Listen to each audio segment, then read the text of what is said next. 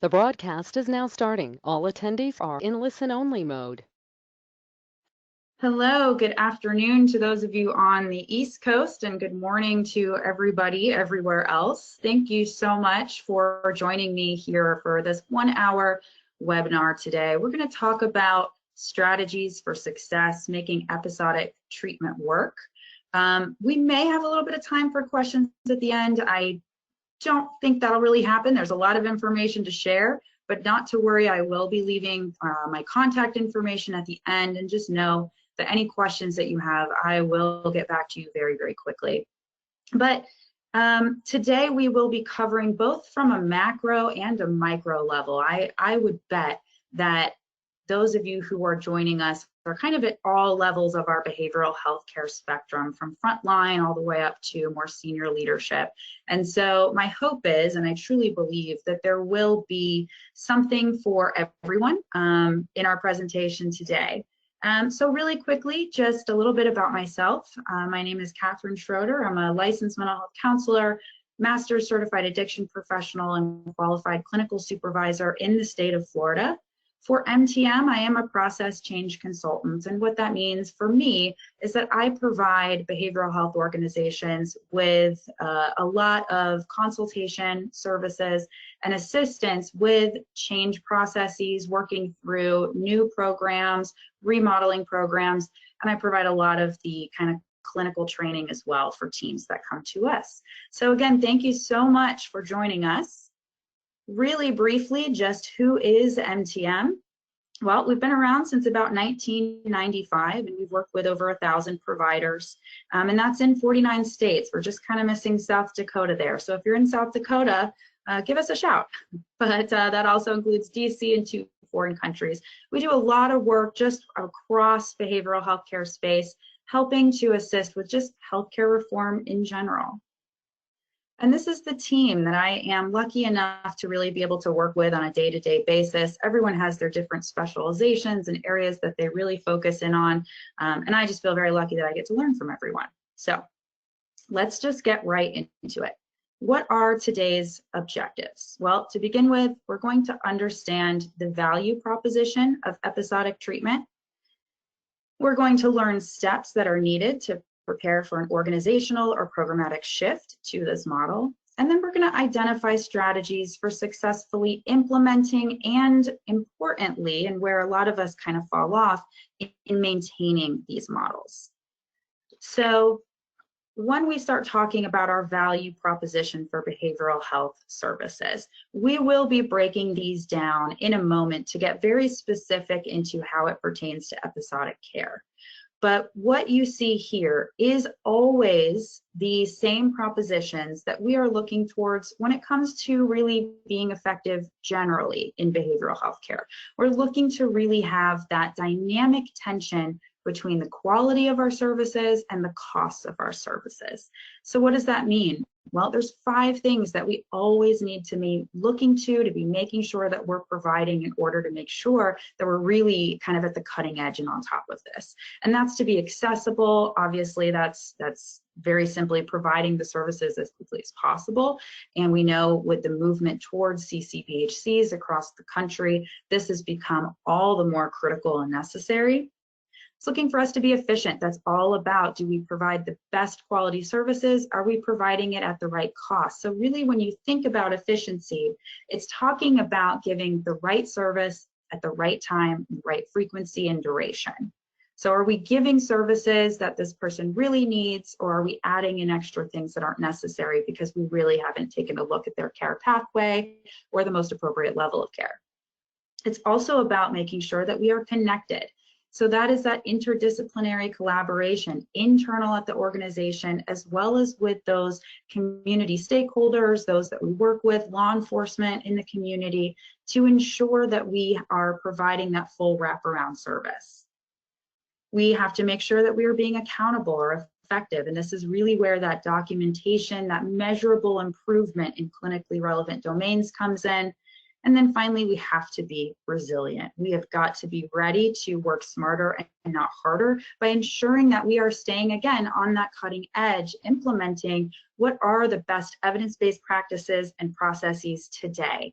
things change, models change. Certainly we've seen that since COVID, and some of the data I'll share in a moment really bears that out. But that's what that's all about. We have to make sure that we are ready and willing to change. So how does episodic care fit into these propositions, and how can it help you get there? When we look at breaking this out, and you want to look at these and answer each of these questions honestly, hopefully what you see when you answer this is kind of the picture of just why episodic care is so critical and how it can really be effective helping you meet each of these components. So when we look at being accessible, we are asking, what is your true time from call, so that initial time that they've called in, asking for help, to getting to counseling, to case management, etc. And one thing that I'll point out here, we do a lot of gap analyses for organizations with MTM. And what we have heard from thousands of these gap analyses that we provide, doing focus groups with clients, with consumers, what they tell us is that when I'm calling for services, I'm calling for the counseling, I'm calling for the case management, for the med clinic, whatever it might be, I'm not calling so that I can get an assessment, generally speaking. I'm not calling so I can have a treatment plan. So when we think about how quickly we are getting someone to services, the question is not how quickly do I get them in for an assessment, but how quickly do I get them to their first appointment that they specifically have called in to receive. So clients tell us over and over again, I didn't call for X appointment, I didn't call for treatment planning, I called for counseling. So that's where we're really measuring how quickly are we getting people to that appointment. How do your current systems help or hinder you in getting there? So taking that really critical look at those areas and identifying what are we doing well and what are we not doing well in terms of accessibility.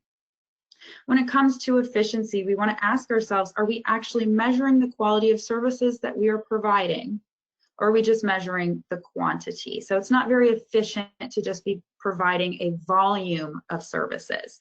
It's really about, am I providing, again, that right service at the right time, right frequency, and right duration?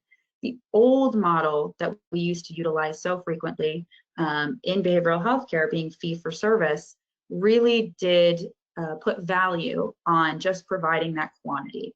And for some of us, it's been a difficult shift to get away from that, but that's not where we are anymore. So it's important that we start shifting our thinking into quality, not quantity. And then asking and truly looking at your data, how many clients are we losing due to the wait lists that exist in various programs? And I know across the country, a lot of wait lists are getting just longer and longer, but also staff turnover. How many clients do we lose because we are having so much staff turnover that our wait lists are growing? How much does that ultimately cost us? When we think about being connected, we're asking, are we duplicating services due to that lack of communication? What are we asking these individuals to do repeatedly, even within our own system, right? From the time they get to access to the actual service, are we duplicating work, which is really quite burdensome to our clients? That's very frustrating. Are we duplicating, or are we making sure that we are just asking them to do truly the required elements in order for us to successfully move into the work they really want to do? And again, are we providing the right level of care with the right transitions? When it comes to this one, talking about being accountable, this is the area that I know historically we have not done that well in as behavioral health care. We struggle with this. Personally, in addition to working with MTM, I continue to see therapy clients on the side. And I do that, in addition to being a consultant. The reason that I do it is really simple. I need to see and know firsthand what we are seeing from individuals who are seeking services. I strongly encourage any leaders of clinical programming at all levels to do the same for the very same reasons. It's going to keep you very well attuned to the pulse of what is going on with those individuals who might be coming to you for care. And what I know because of this, as well as because of the quantitative data that I'm going to talk about in a minute, but what I know because of this is that we are seeing that people are looking increasingly for very tangible relief and skills to use now. The clients that I am seeing are more and more frequently saying, I want that relief right now. I want to leave having a specific skill that I have learned and I need it now. Gone are the days where most people will keep coming back for processing oriented kind of modalities, or just kind of hanging on, kind of until we are willing to move them off eventually, kind of forever, right? Gone are those days. That's not really what we see anymore. We really see that they want to move through. So what that means is we have to be showing them measurable improvement as well. So it's not just about, are we documenting progress, but are they seeing progress? Do your clients leave with something tangible at the end of every encounter? Our ability to engage our clients, to keep them motivated to coming to our services and to truly getting better, really relies nowadays on them leaving with something tangible at the end of each encounter. And of course, we have to ask, are you helping them develop resilience, self-reliance, and new skills? What are we doing in those areas? And finally, when we look at being resilient, we ask ourselves, can you confidently say that each client-facing staff is effectively trained on evidence-based practices? We certainly have long lists of evidence-based practices that we say that we utilize and that we do utilize in our organizations. But when we really get down to brass tacks on that, and we look at the actual staff themselves, we have to be willing to put in the investment in that staff to make sure that they actually have the full training to be successful. We want to set them up for success. And then when we think about our teams, are they using efficient workflows and processes or not? So are the processes really working for them or not?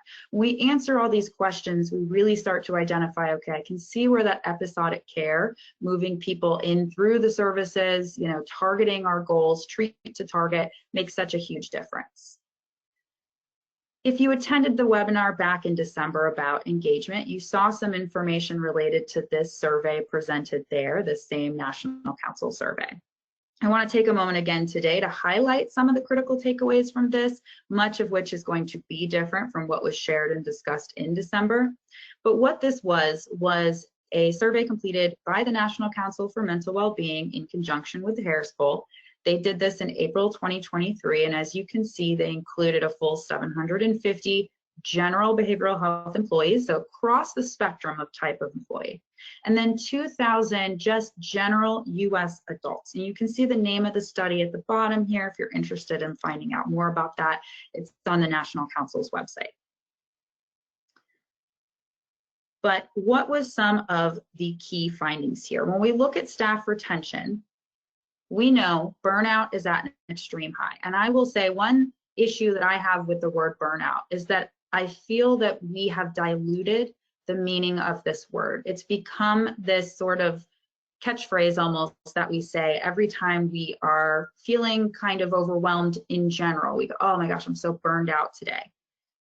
But I'd like to take that word back, and I'd like to keep it in a place where it really does illustrate just how critically damaging true burnout can be to not just the individual, but to our clients and to our organizations. So in this survey, 63% of the staff who participated said that they were an 8 or higher on a scale of 1 to 10 when it came to burnout. And that indicates very elevated concerns. This percentage is very alarming to me. If we are an 8 out of 10, we are very near reaching the absolute limit of our abilities to maintain. Again, our ability to provide quality care is starting to decline. Our ability to provide focused care really starts to decline. This is a really major concern. And of course, the well-being, the happiness, the satisfaction our staff have in our jobs lowers in that case. And of course, that's going to lead to staff retention problems. But at the same time that we have this very extreme burnout problem, we also have a massive influx of new positions coming into the field. So this is a quote from SAMHSA saying by 2025, the US will be short about 31,000 full-time equivalent mental health practitioners, according to the Substance Abuse and Mental Health Services Administration. I mean, just let that sink in. That is not 31,000 that we will be short, taking into account those individuals who leave the field entirely. This is 31,000 that they estimate we will be short, including all current behavioral health employees across the country. So this is not a situation that is going to, not a ship that's going to right itself. This is something we have to actively work on. And so the staff retention problems are going to equal efficiency problems. That's just the way that it is. All of this points to a very critical need to do two things. And the first is to evaluate how to lessen the burden on our remaining staff, as well as to improve our internal system noise problem. So we'll talk more about system noise, but system noise is really all of the things that are coming up, that are cropping up in our staff's days, that are preventing them from focusing and having their true passion, meaning, and purpose come through. But we have to work on those things in order to help those struggling team members. And then the second critical need here is that we have to shift our programming so that we have a shot at meeting this demand with the supply that we have. What this information on staff retention alone should tell you is that we can't continue to do things the way that we are doing them now. And the other really interesting information that I found from this survey was about client access. And so this is not going to be a surprise to anyone here, but wait lists are obviously becoming increasingly problematic. 58%, this is of behavioral health staff across the board, reported that their wait lists are longer than ever. So we are, at the same time that we're being expected to improve our timely access to services, we are by more than 50% experiencing longer waits for those services. It's the wrong direction, right? And additionally, the providers are losing faith in their ability to meet client needs. And this statistic truly floored me, because 9 out of 10 of those employees, 90%, expressed concerns about those individuals who are not already in services actually being able to access the needed services. So a full 9 in 10 of our staff are saying, man, I'm so concerned about the general population who's out there, and if they need services, I don't think they're going to be able to get it, right? They have that level of concern about whether those people will get there. And think about how their loss of faith in their individual's ability to access services is going to impact their personal feelings of accomplishment, their personal feelings of really meeting their mission. So not only does this harm clients and that we are creating longer wait lists and it's taking longer to get in, but that actually is going to be very harmful to the mental resiliency of our staff. We need them to feel positively about their ability to make an impact in the community. That's why they do this. It's the only reason. And so ultimately what we see is that we're encountering issues with our ability to be responsive and efficient with both our and clients. And that's so alarming, because that's obviously a losing proposition all around for our staff and for our clients. So I shared this data in my last webinar, but it bears repeating, as the qualitative data that was gathered in the National Council survey is bearing out in the quantitative data that we have available through SPQM, which is an analytical and management support tool that we have at MTM. And it's incredibly useful. So this is data that was pulled in August of 2023.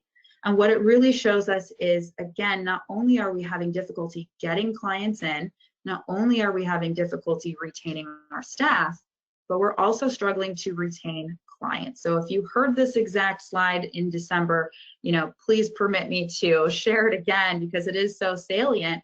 But in 2022, so this is all of 2022, what we identified was that 43% of new, so brand new, not that they were ever previously seen, brand new clients participated in 3 or less clinical encounters. And when I say clinical, when we have the word clinical here, what we mean is they've made it past that initial assessment appointment, and they are now in whatever that service is that they came in for, whether it be counseling, case management, whatever that was.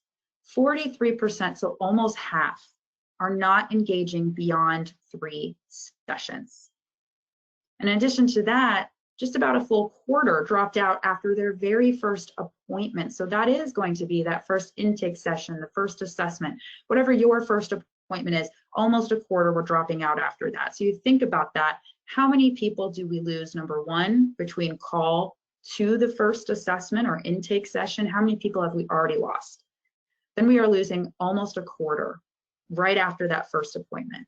And then we are losing from that remaining 75%, now you're losing almost 50% after just 3 or less clinical encounters.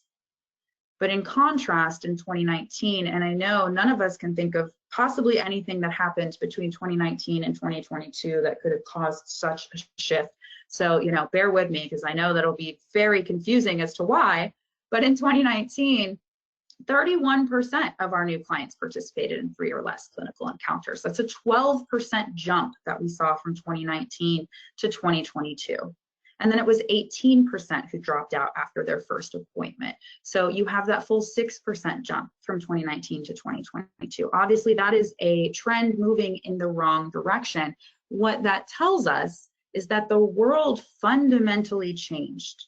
I know a lot of us thought, okay, COVID, once it's over, we are going to be able to return back into our former methods. A lot of organizations started to really try to pull back into how things were done before. And what the data says is that how things were done before is not working. So we do need to take a look at what is happening now. It's time that our practices catch up and change as well. Clients are really wanting to come in and they're only staying for much more shortened, brief periods of time in our services. So I think we agree at this point, hopefully, right, that turnover is costly, both of staff and clients, that access problems are costly, that client retention problems are costly. And yes, those things are all costly for the bottom line, but they're also extremely costly for staff morale and the quality of the care we are committed to providing. But what do we do next? The value proposition here is clear for episodic care. How do we move forward? Well, we need to make sure that we are talking about the strategy at this point. How do we do it successfully?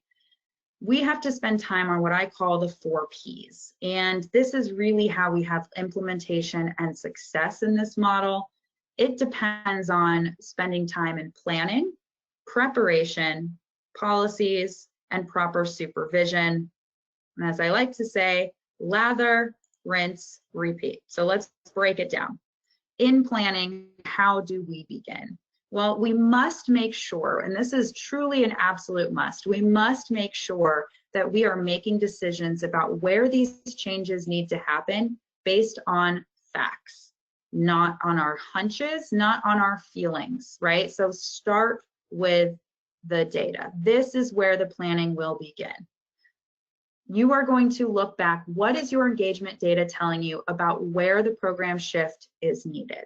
We want to understand what it is that needs changing before we go and make a decision, a final decision about where we are going to make that change. So again, let's not jump into, you know what, I just know that it's this program or that's this area that we need to take a look at this and try to implement episodic care. It's really about stopping, pausing, gathering that data and making that informed decision. But what is engagement data?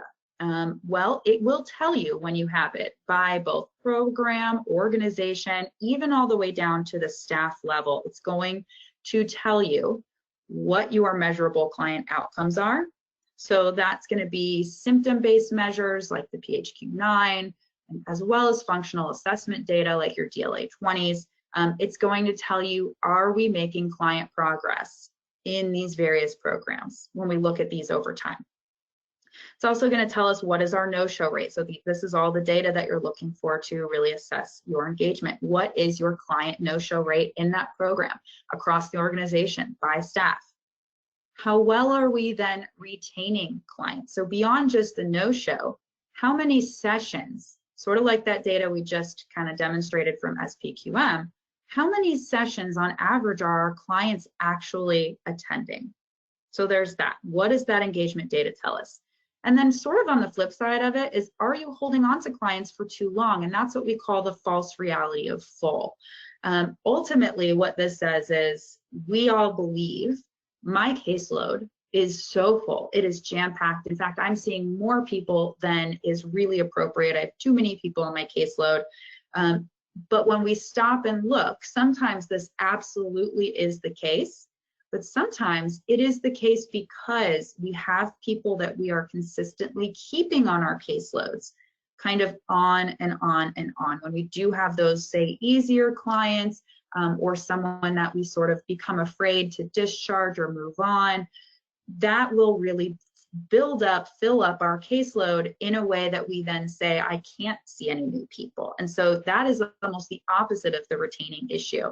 It's, do we have people that are clogging up caseloads where we could be pulling somebody in who's knocking on our door in current distress and not able to get in because we're holding on to these people for too long. So that's what the false reality of full really talks about.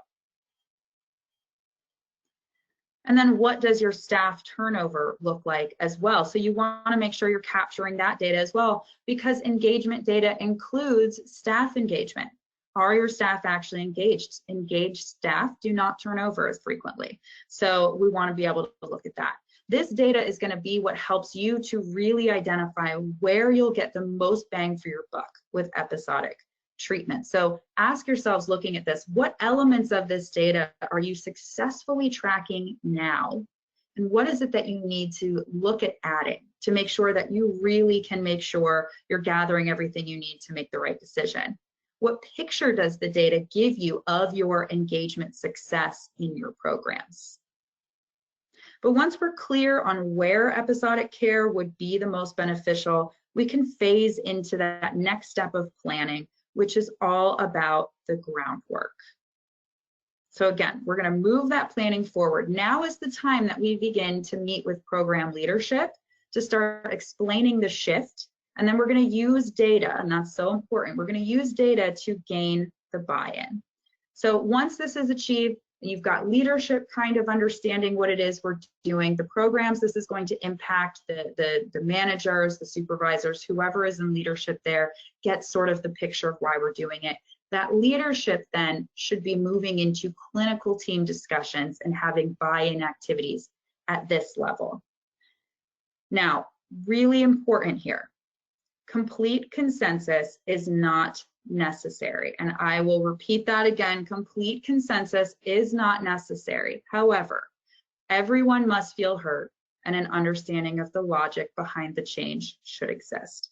So when we say this, the reason is so many times good changes go to die when we get to the place where leaders feel that they must have everyone to fully agree before they take the leap.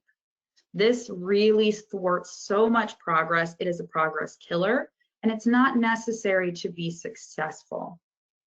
What is necessary, though, is allowing those concerns to be heard.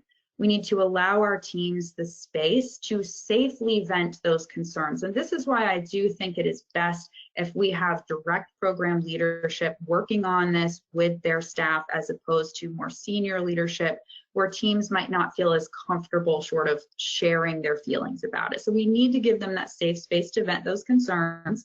And we need to try to avoid that urge to just convince them, to rebut every concern that comes up. We need staff to know that you are listening and that you are open. We want them to know that we value the feedback, and that as we move forward with the process, we absolutely will be able to address many of these concerns. And in fact, we want to take note of what these concerns are, because these may be very important, valid concerns that we need to work through as we go forward. And so letting them know, we will be addressing so many of these. Thank you so much for bringing this up. You have such an interesting and different insight than what we have at a leadership level. We need that. And oh, hey, by the way, I hope you'll be part of that continuous quality improvement process with us, because ultimately we are going to move forward, right? But we just need to say, yes, we're going to look at these things and we want you to be on board and be part of the process, and then truly keep them part of that process. The wealth of information that you can get from those direct service team members is so helpful. But what we don't want to do is to get caught up in the what about isms. And what that is that's where every single outlier concern, every possible, kind of left field concern comes up, and it has to be resolved before we can carry on. We will never get to a change if we start to look at every situation that happens in 1 to 2% of the cases, right? So those are things that we can address and work on as a team as they come up, but they're not necessary in moving forward with the change. Without this step, though, without making sure teams feel really heard, teams may begin to feel resentful, and resentful teams absolutely will thwart the progress. So this is so important. These team members know so much, and we want them to be part of the process. Something to really keep in mind is that resistance to change is generally more about a feeling of losing something and a fear surrounding that loss than it is about the actual change element itself. So address the loss when you have the ability to do that. From that point, once we've done that, you're going to begin to just set the first achievable, incremental, meaningful goals and deadlines. You're going to do this a lot more in preparation, but you want the targets for the big picture implementation here in the planning phase. In the planning phase, you want to be able to say, okay, we were looking for this to be done in a 6-month time frame. We want to make sure that our change implementation team is identified, notified, and that they are prepared to start their work within the next 30 days. So it's kind of those big picture planning that you're doing. In addition, you need to assess the system noise. You have to identify where are the internal barriers that have nothing to do with how the program itself operates, how the treatment gets done, but what else do we need to address to be as successful as possible here? And then looking at who is part of that change implementation team and when do they meet. So we'll talk a lot more about the change implementation team in a moment. At the end of the day, we want to make sure our planning is thoroughly completed before we move into that preparation phase. That extra information about system noise, 68%, and I am going to underline this, 68% of those surveyed by the National Council felt that administrative tasks were taking them away from the service of clients. So read that again for yourself, because this is incredibly harmful to a program and to organizational success. Really consider, what is it that we are asking our staff to do, our staff whose role and our goal for them is really that they provide the service, that they provide the care, that they help these individuals who come to us and need our help, that we're making sure that they are giving them the best possible care. Leadership has to identify, how are we going to reduce the system noise? So these are the 2 questions you can ask yourself to start identifying what system noise exists right now. So what's keeping the staff from working to the top of their credential? Meaning, what is it that they are doing? Let's take a licensed clinical social worker as just an example, but you can insert anyone here, case management, peers, etc. What is that licensed clinical social worker being asked to do on a daily basis that does not require a licensed clinical social worker to do it, that does not require a certified peer specialist to do it? What do we have on their plate that is preventing them from working to the top of their credential? We need to evaluate that. We need to identify, how do we lessen that? This is also going to be so critical in improving staff burnout. So much of this burnout comes from this system noise. We want to get people back to their purpose, their passion, their mission for getting into the field. So what are we asking them to do that could better be served being completed by somebody else? Remember, engaged staff, engaged clients. Engaged clients lead to increased client retention and outcomes. And engaged staff feel more valuable, they report less burnout and higher job satisfaction. So system noise is something we must identify in planning and be prepared to work on during the preparation phase. So we're moving into preparation. Nice work, everybody. You have done those critical components of planning and you can move into preparation. You want to start by thinking about preparation like you would when you think about Prochaska and De Clemente's stages of change, for those of you familiar with that. We ask people when we are looking at the stages of change to make sure that they do not speed through the preparation process and jump immediately into action. We want to make sure that they have really prepared themselves in the best way possible. And so that's what you want to do here as well. You're going to spend some time here for that ultimate success. At this point, you should have consensus on who and when this is going to happen, where it's going to happen. You've achieved agreement on that ultimate goal. Now it's about the how, and this is where the change implementation team comes in.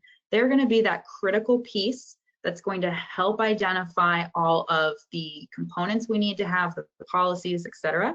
You want to comprise your change implementation team of program leadership. You want representation from the direct program staff, and really, if at all possible, someone that has decision-making authority or who has the authority to bring back recommendations to a decision maker for approval. We have to give this team oversight and deadlines so that they maintain momentum. And we want the head, the chair of this group, to be a change champion. So who is a change champion? Well, this is going to be a person, ideally it's going to be someone who is part of that impacted program or one of the impacted programs, someone who's close to it, if not in it. And it's got to be someone who is actively excited about the change, because we need this person to really keep that momentum up. We need the person to be able to bring that enthusiasm to the work that's being done and to the staff back in the program as well. But equally as critical is this last bullet here: leadership must be prepared to act on recommendations quickly. So many great ideas go to decision makers and then they die. Right? There's so much on senior leadership's plate, so many decisions to be made. It's very important that we can, wherever possible, give decision-making authority to this group.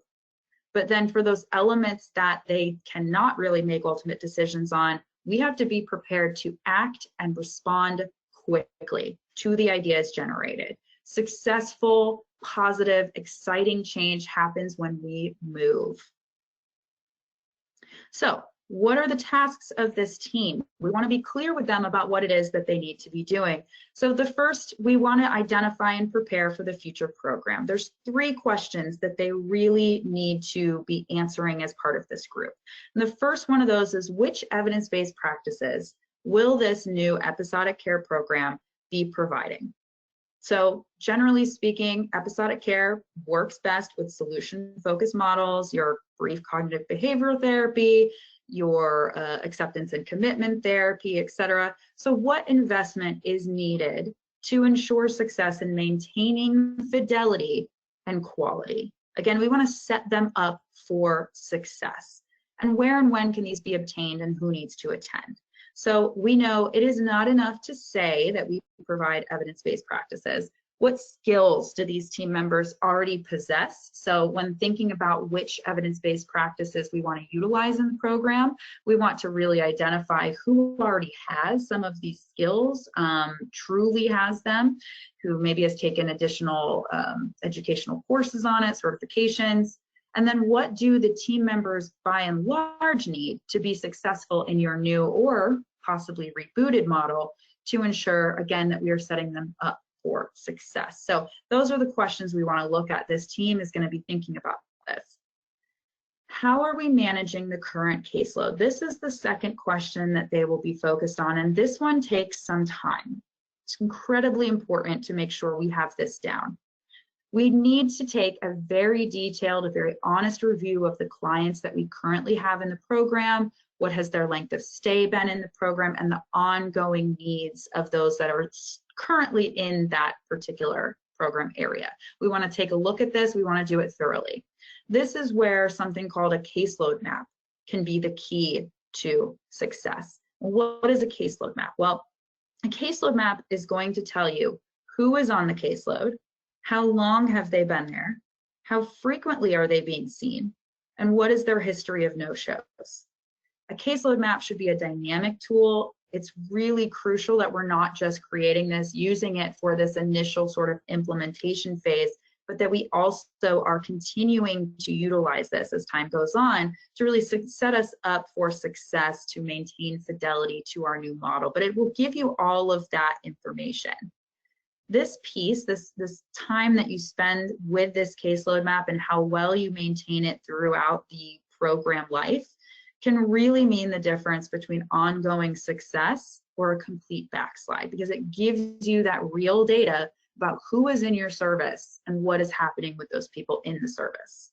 That's the objective data that you want to look at to identify what are we going to do with this current caseload. When you have that, they're asking themselves, and this is part of this team's tasks, who is ready to transition, who no longer needs care, right, that we can move on, who has been sort of one of those individuals that participating in that false reality of full, where we have them ongoing for a long time, but also, and equally important, who does need longer care and why.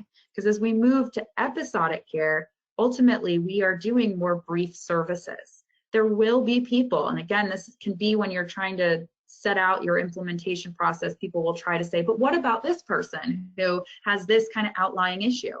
Those people do exist, and this is where you identify them. Who needs longer care and why? It's very important that we establish a true, plan for identifying and reasoning for who is going to remain in services longer, why that is. And we need to take note of those individuals, make sure that we know what's going on with them. How are we going to message this change out to existing clients, to new clients? When should this message go out?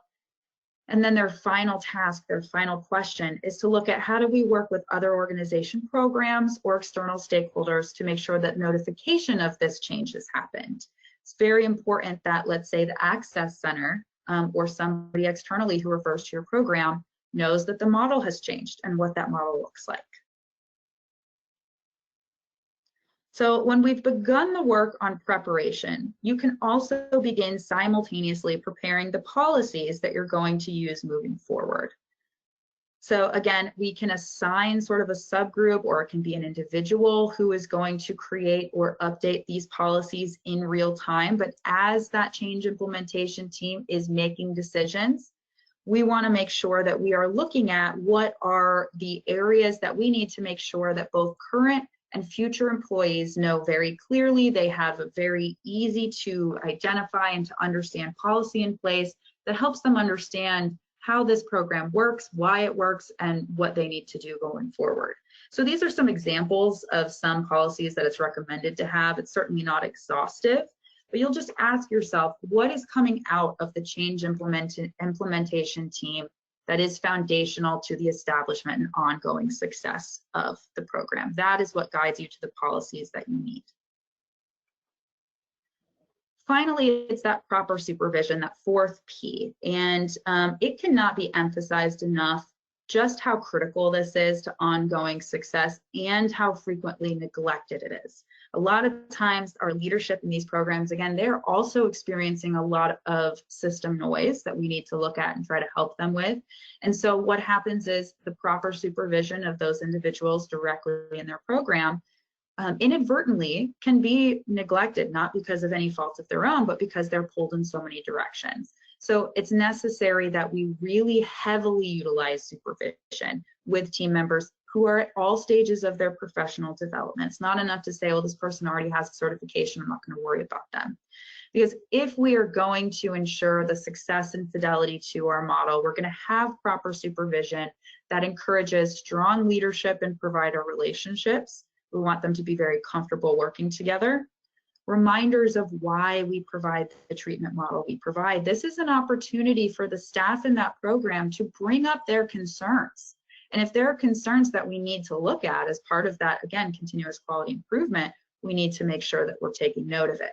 And if not, the supervisor can help kind of process, again, this is why we provide this. This is the data, that evidences why this works. And we need supervision that encourages openness and honesty surrounding difficult client situations. We want them to bring to us their concerns, the things that might prevent them from really utilizing the model as we intend it. And importantly, again, it's going to keep the brief treatment model on track. So again, this is where we see most organizations fail here, because this really is not just a set it and forget it situation. We need to make sure that that quality and adherence is happening at all levels. And it's just good practice in general. So again, congrats, you've completed the 4 Ps. Are we done? No, of course not. We've made it through this implementation process. That is great. We want to celebrate it. But remember that the work is not done. We want to practice that continuous quality improvement at the beginning with quarterly monitoring once it's implemented, et cetera, et cetera. You get the picture. If we don't practice CQI principles, that's where we start to find a drift from the model, ineffective workarounds start to happen, and ultimately a move backwards. This is frankly true for any major change. So we just want to make sure when we identify roadblocks or setbacks that we figure out how to adapt to those. There's some questions there that you're going to ask yourself ongoing: what's working, what's not, et cetera, what lessons do we have? And then you're going to lather, rinse, and repeat ongoing.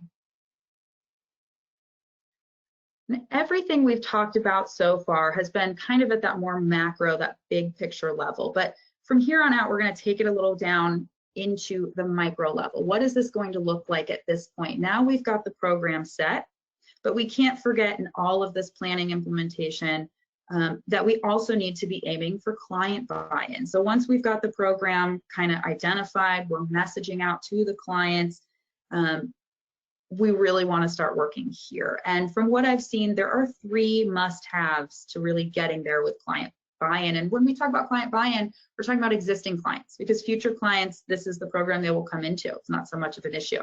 But with existing clients, this looks like demonstrating measurable progress, allaying transition anxieties, and meeting clients where they are. So that first must-have is measurable progress. We talked about this in the December webinar, and it's coming up here because it is so often missed, but absolutely necessary. This is where we must ask ourselves this question: are we delivering measurement-driven care and services? So I want everyone to sort of think about this for a moment. When we talk about measurement-driven care, who is it that you think of? Do you think of the client, or do you think of the organization's need to demonstrate progress? If you thought of the client, then great. You are one of the minority, and that is excellent. Love that. Because generally speaking, it's drilled into our heads that for community behavioral health organizations, we know we have to be demonstrating measurable outcomes when we are audited, when we are, attempting to get reimbursement for the services that we've provided. So we think about the data needs of the organization typically.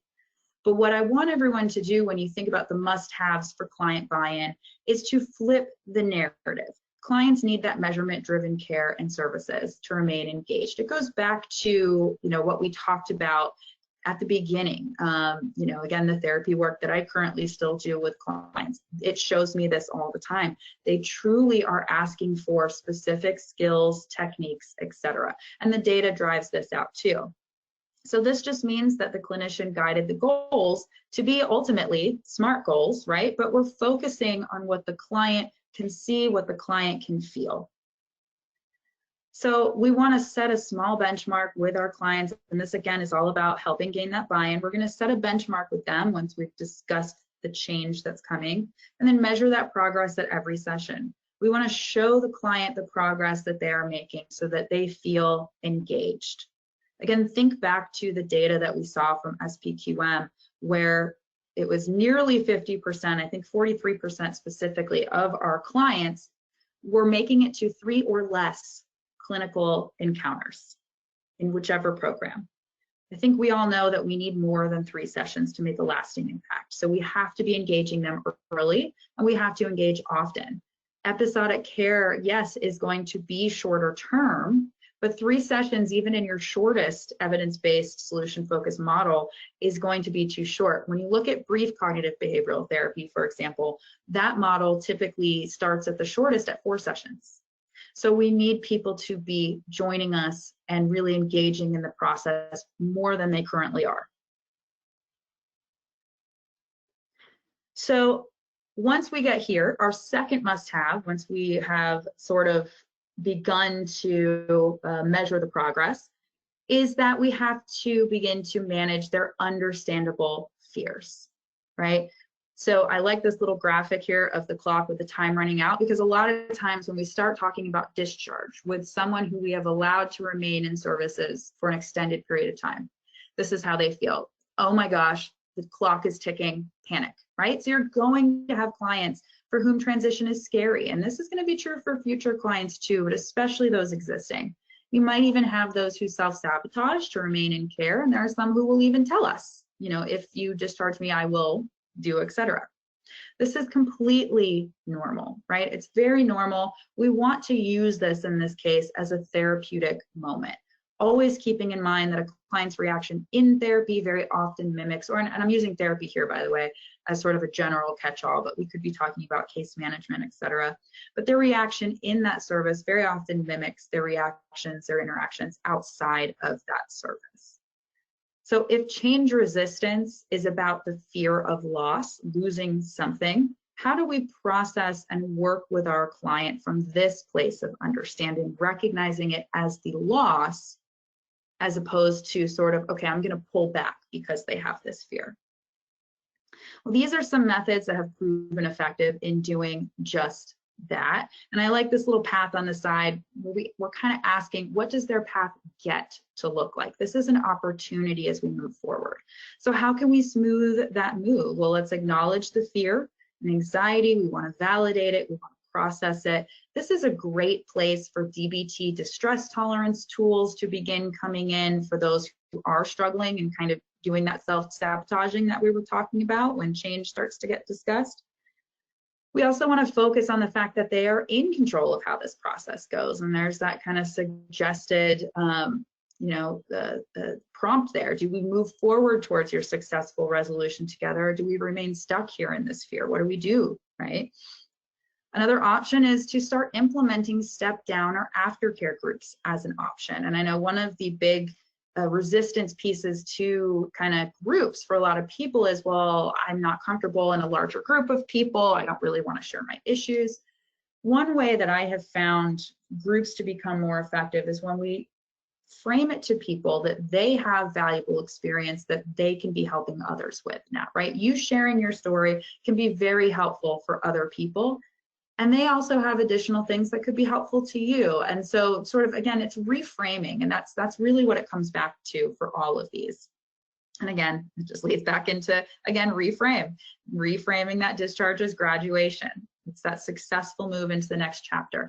I truly try to avoid the term discharge because I do think there's a very negative connotation that comes along with it. You don't have to use graduation, but what is another term that you can come up with that you can utilize with clients that's not going to kind of strike that fear of abandonment in somebody's heart? A couple of additional options here.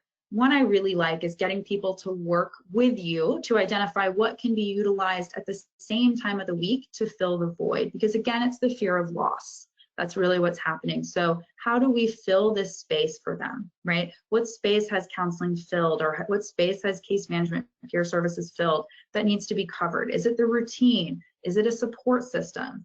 And then we can talk to them about holding this space and time while you adjust to the transition for something that's focused on you, and we can work through it. Every time you come back, as you work towards that successful graduation, you can identify, how did that item work for you? If not, let's pick a different one.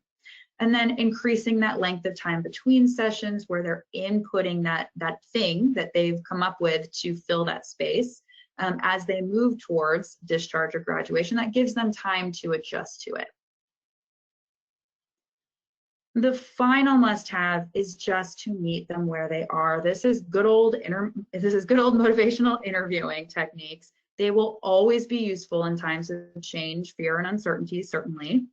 It is critical, in my opinion, that our teams have a solid foundation in motivational interviewing, and this is regardless of which other evidence-based practices we are choosing to use for that program, and also regardless of program type. We really would be doing ourselves and our clients a great favor if we ensured everyone had proper training at all levels in motivational interviewing. This is, of course, that clinical buy-in and trust period that helps us really build that relationship so that we can help them identify, I understand you don't feel ready to move on from case management. From what I've seen, we've met all the goals we set together. What am I missing, right? So it's about engaging them in that, identifying where the fear is coming from, roll with that resistance, and move forward. At the end of the day, the greatest growing pains are going to come from the current caseload as we ask them to make this shift with us. So it's going to be hard for them. There will be pushback, there will be challenges, there will be difficulties. However, as that caseload begins to refresh and we are setting those clear expectations from the beginning of the process, it's going to get smoother and easier for everyone. It will make medical necessity easier to consistently demonstrate because you are targeting something in every session. And clients will receive the focused, guided treatment process that they deserve. And I would also add in here that they want and what the data is telling us they want. We do want to kind of consider some additional roadblocks that we might get into here. So resistance to implementing measurement tools. People will say, my clients won't like it, I don't have the time. This is something to be on the lookout for, right? We want to identify that. We want to figure out where the issue is and work around that, kind of come up with solutions. Also looking out for people failing to use with fidelity or according to your policy. And then concerns for system inefficiencies. Do we have tools, templates, our EHR logic that is actively supporting the rapid access to information, or is there an inefficiency there? Again, a system noise that's blocking it. Our therapeutic processes, are we ensuring that they're engaging, that we are using the evidence-based practices, the documentation, we're designing our sessions with some thought? Is that happening, or are we inefficient in this case? And then our workflows, is that care team ensuring timely communication and care coordination? Is the discharge process and paperwork clear and reasonable? All things to be looking at, to be thinking about and considering. And those system inefficiencies really do come back to the system noise. But despite these roadblocks, it's the commitment to make the change that is going to see successful organizations through. So successful organizations must commit to the development of the 4 Ps in their transitioning programs and the continuation of those 4 Ps through continuous quality improvement and proper supervision. We have to commit to clinical skill building. And I say clinician here, I mean every type, right? Across the behavioral health employee board. Clinician skill building and development surrounding brief treatment models in your program. Reducing that system noise by being willing to look for ways to increase staff's time spent focused on their primary objectives. And I think we all remember it's the clients, that's their primary objective, not getting our organization's needs. It's the clients who are our priority. The development of clear levels of care and care pathways, so necessary. And importantly, we need to commit to increasing clinician and client engagement as an end goal to success. So keep in mind, client and client-facing staff preferences and patterns for utilizing and delivering services has already changed. The train has left the building. A thriving organization recognizes that service delivery must change too. Just highlight it again. So I want to thank everyone for joining us today right at 1 o'clock. Thank you all. If you have questions, if you have feedback, we welcome all of that, all of your thoughts as well. This is my email address here. I will leave it up for about another minute or so. But otherwise, thank you all again for joining me, and I hope you have a wonderful rest of your week.